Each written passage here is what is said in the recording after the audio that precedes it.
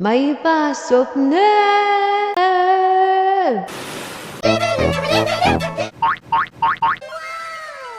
Hoy, anong ginagawa niyo dyan?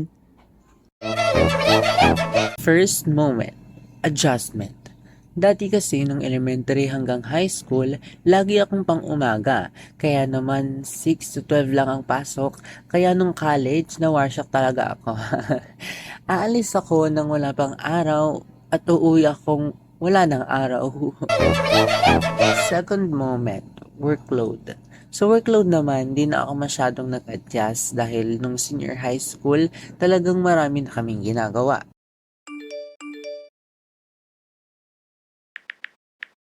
Sad life nga lang dahil pandemic nung nag-senior high school kami.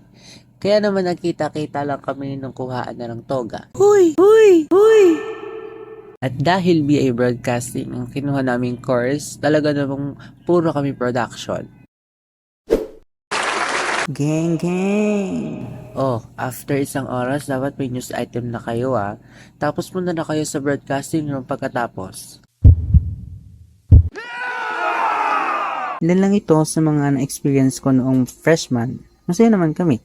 Kung may pa kayong freshman moments, ilagay niyo lang sa baba at babasahin natin yan.